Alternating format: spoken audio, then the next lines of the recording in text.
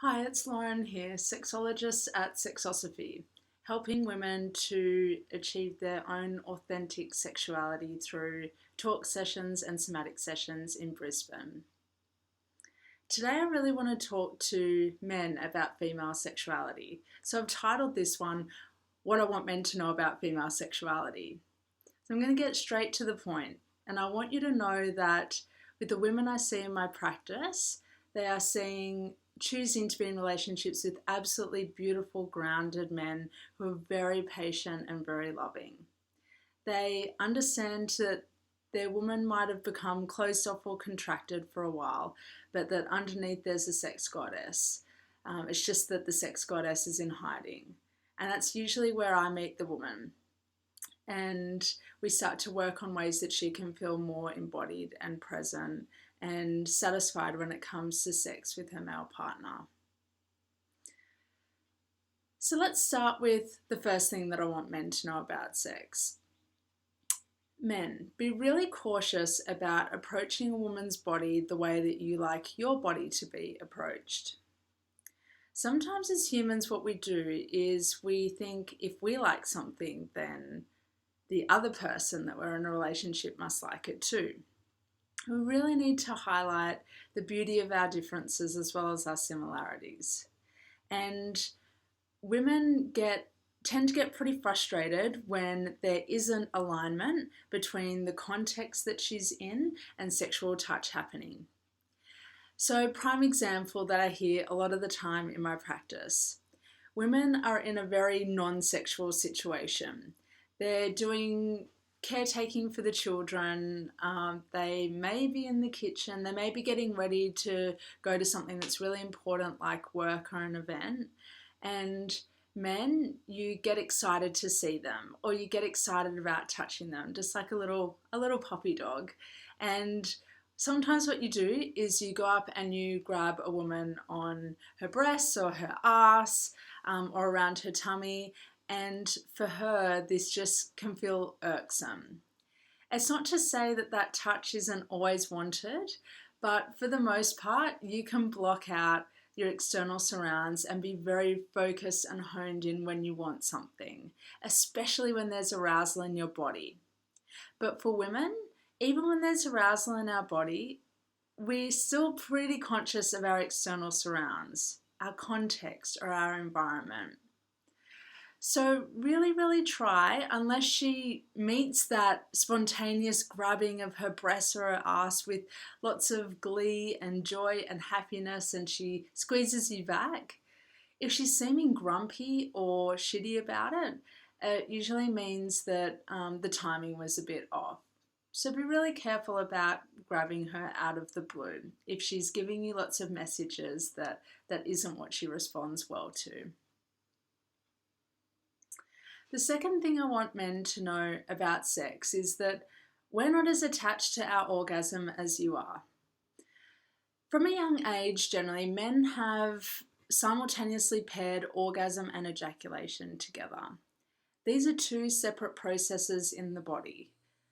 But what happens is your body learns that ejaculation and orgasm happen at the exact same time and that this is the pinnacle of sex. This is something that you move towards and you strive towards in sex. Women are really, really orgasmic, but we're not always orgasmic in the way where it's like a really distinct peak and then a really distinct trough. We can feel lots of orgasmic energy moving through our bodies without having a genital orgasm.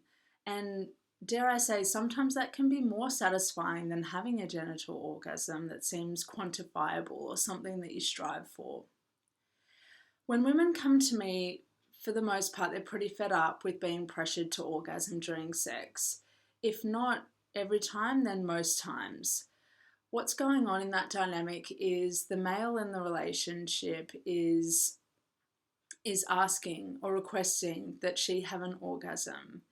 He states it's for her benefit and for her pleasure, but the ulterior motive from my perspective is that it's a man's way of quantifying how well he's done or how well he's given her pleasure. Men, for the most part, you give pleasure for you and she gives pleasure for her.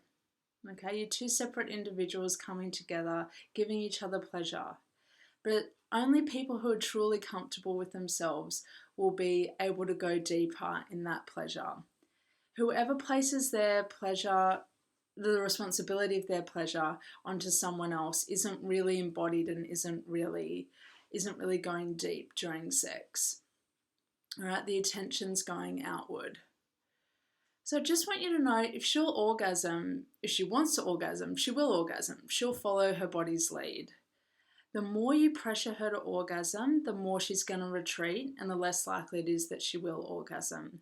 Because the female orgasm doesn't respond well to any form of threat to safety or well-being. And pressure to do something or to achieve something in sex generally doesn't allow her to feel that sense of safety, that she can just be herself and do whatever feels right for her on that occasion. So feel free to orgasm all you want for you, but try not to put this expectation onto the woman that you're in a relationship or the women that you're seeing. Be really tactful and ask her what she wants.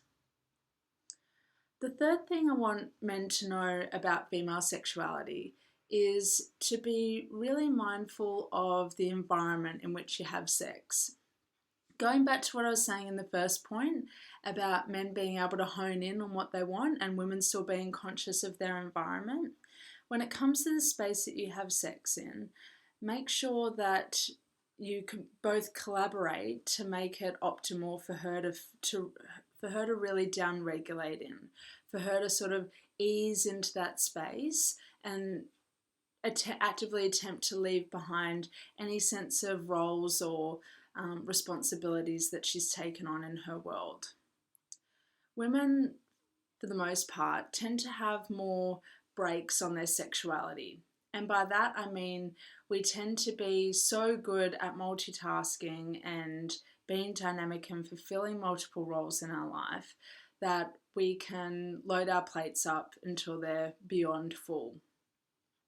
When our plates are too full, our body receives a message that it's in a state of stress or it's being threatened in some way. And this can mean that our libido gets left behind.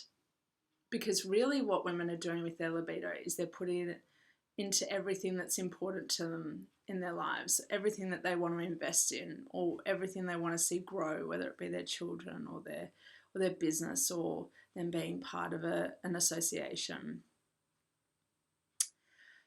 So really collaborate with her to create an environment that allows her to move into sexual goddess mode. Be really mindful of lighting, of scent, of how much busyness there is if it's in your bedroom. Be really mindful of time as well. Is this a good time to proposition sex? Is she going to be most receptive at this time?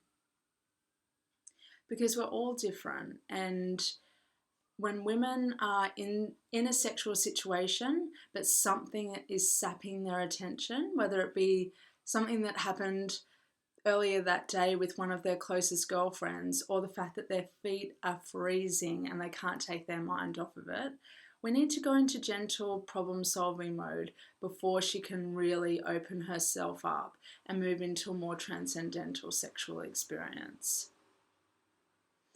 I hope this helps you to understand more about female sexuality.